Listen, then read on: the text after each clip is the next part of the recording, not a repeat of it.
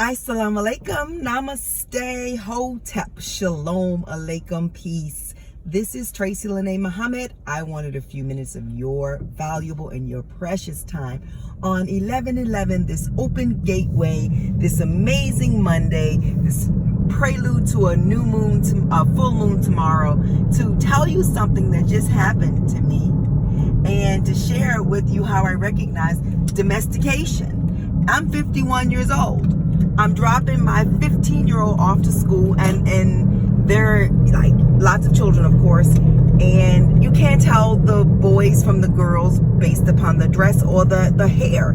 And so I said to my son, it was this particularly really tall being, and I said, "That's a tall girl." And he said, "That's a boy." And I said, "Oh, well, he needs to cut his hair."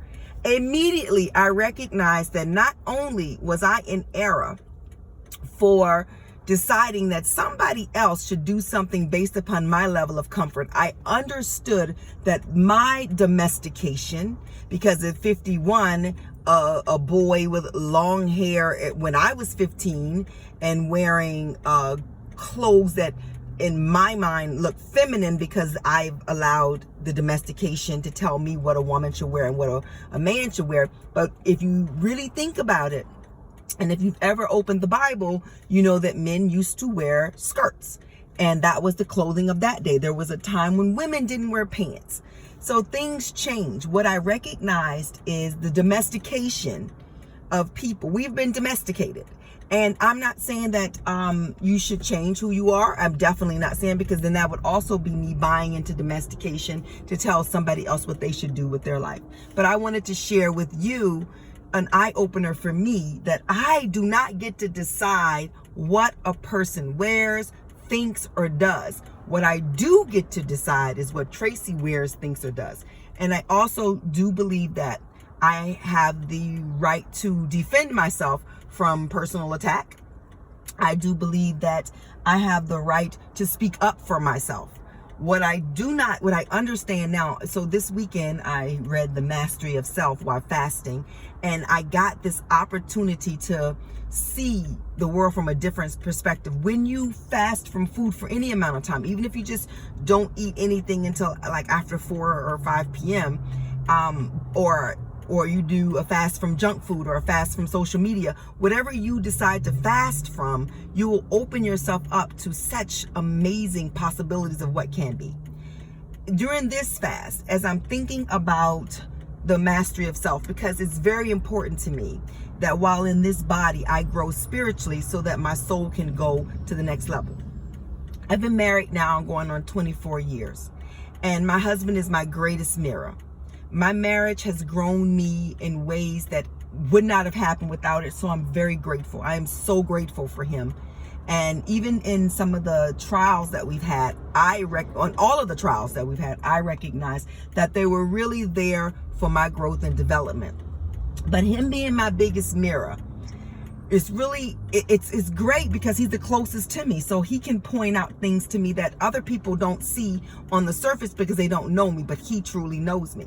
Then there are times when he's in error and what he's seeing is not me, it's his projection of me. But I'm far enough on the spiritual ladder that I can recognize the difference in the two. So yesterday he pointed out something to me, that when I come to him with something, I usually come guns blaring, you know, two in the chamber, one in the clip, basically, when I'm coming. And then because he's from Brooklyn and his personality is an A-type personality, he got his gun out, he got 2 in the clip and his hand on the trigger as well. But I'm quicker on the draw. So we're about to get into an argument. And we were told once, many, many years ago, by an amazing person in the Nation of Islam, that the first person to stand down is the one closest to Allah. I took that and egotistically would stand down just to prove I'm closest to Allah. That doesn't make me closest to Allah. That made me an egotistical person. But so yesterday, my ego was up. His ego was up. And I decided, just walk away. I didn't decide to stand down. I decided to walk away. He decided to stand down, and he came to me and he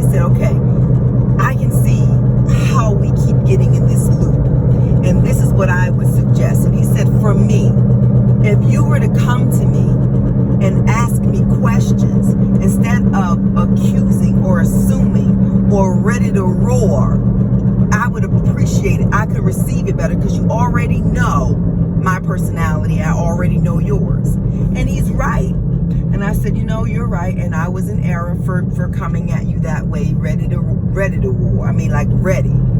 And that is a growth level for me. I usually don't come at other people like that. I reserve that for people I'm closest to.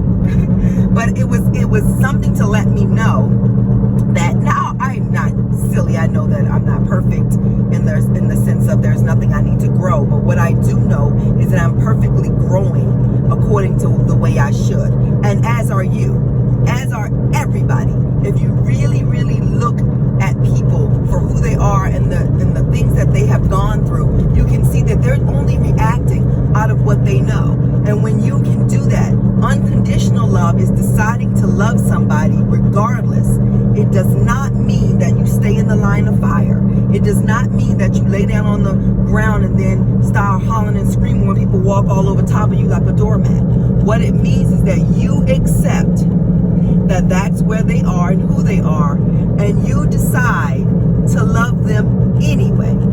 Oftentimes when you decide to love someone anyway, you don't love them in their face because they're too toxic, and that's okay. But you can take time every day, a soul conference, and talk to the soul of that person. If you believe in energy, and I know I've said this before, but if you've ever thought about somebody and then they called you, that is because you sent out something energetically into the universe that touched that person and they responded and called you.